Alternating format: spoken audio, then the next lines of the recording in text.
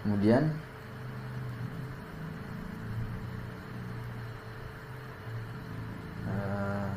sudah.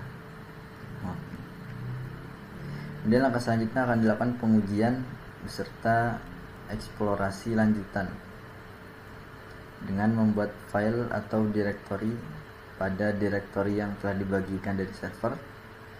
Kemudian memeriksa apakah terdapat perubahan pada klien.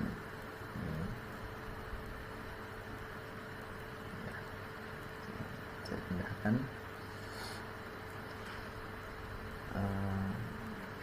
Di sini sudah. Dan kita ubah direktori. Di sini akan saya ubah direktori menuju direktori contoh. Nah, di sini direktori contoh masih kosong. Ya. Akan saya buat terlebih dahulu sebagai contoh. Buat direktori dengan nama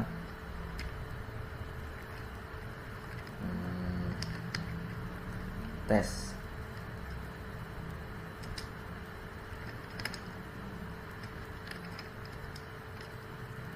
Sudah ada. Di sini terdapat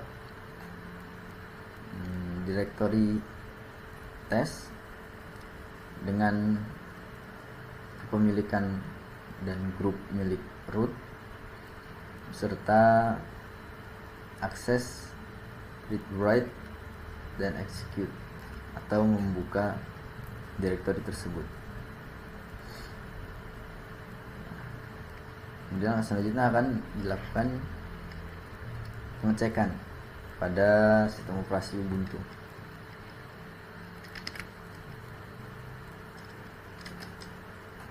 ls, kemudian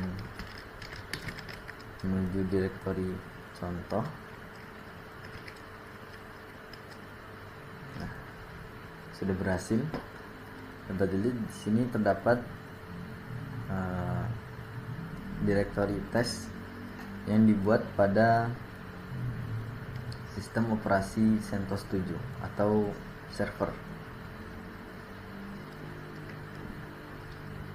Kemudian untuk hak akses dan juga kepemilikan di sini masih milik root. Dan untuk hak aksesnya apakah dapat dibuka? Ya, bisa. Akan tapi di sini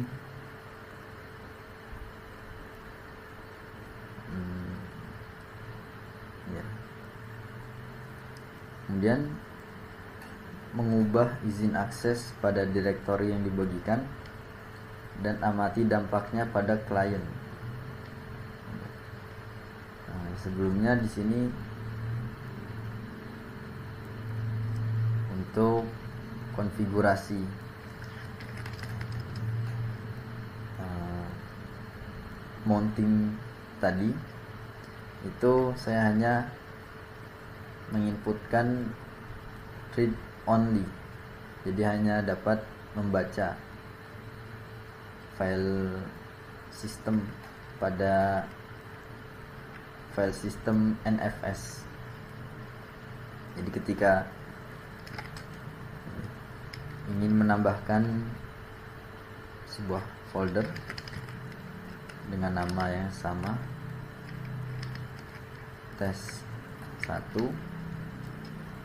maka tidak akan dapat dijalankan karena hanya read only atau hanya dapat membaca file system atau hanya dapat membaca directory. Akan tapi ketika izin akses, hak akses diubah pada server dengan menggunakan chown atau chmod. Untuk tes akan diubah minus read dan write OA minus read dan write untuk tes. Kemudian ya, sudah di sini untuk hak akses sudah dihapus dan akan dilihat apakah masih dapat mengakses directory test.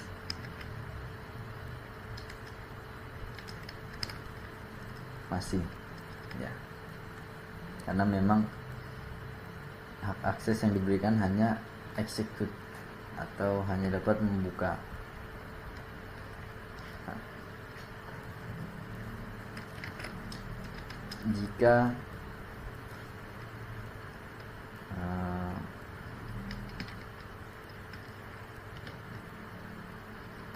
hak akses yang diubah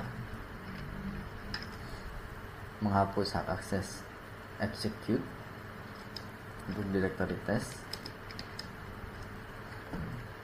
maka pada klien atau server client maka tidak akan dapat mengakses directory test.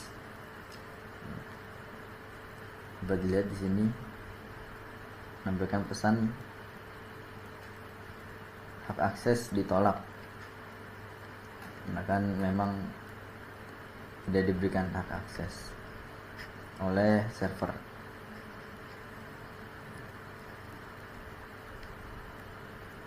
Kemudian bagaimana jika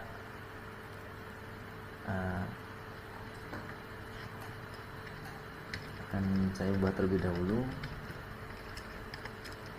read write dan execute, kemudian membuat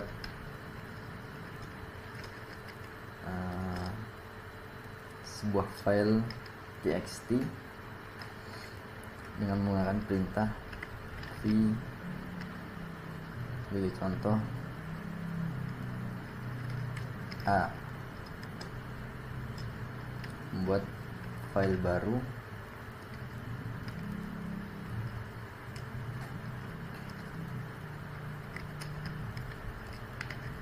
yang belum ada isinya. Maka pada server client dapat terlihat di sini terdapat file dengan nama A, file txt, dan ketika di touch atau cek untuk melihat file tersebut maka masih kosong, maupun dengan menggunakan nano masih kosong. Dapat dilihat di sini untuk file A unwritable, jadi tidak dapat ditulis atau tidak dapat diubah karena memang konfigurasi untuk file system yang telah dimounting itu hanya read only. Kemudian bagaimana jika pada server akan ditambahkan beberapa pesan seperti selamat,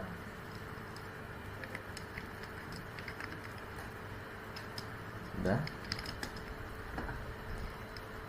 dan akan dilakukan pengecekan pada server client dengan menggunakan nano a atau cat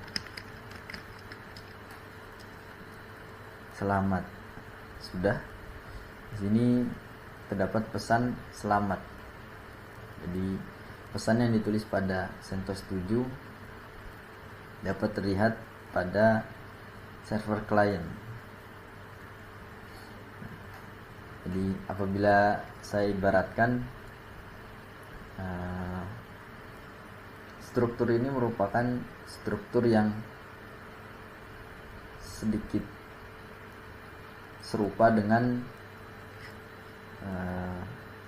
database, yaitu ketika dapat server atau database yang ingin dibagikan, maka dapat menggunakan konfigurasi master to slave. Jadi ketika database utama diubah, maka database slave juga akan berubah. Ini seperti itu.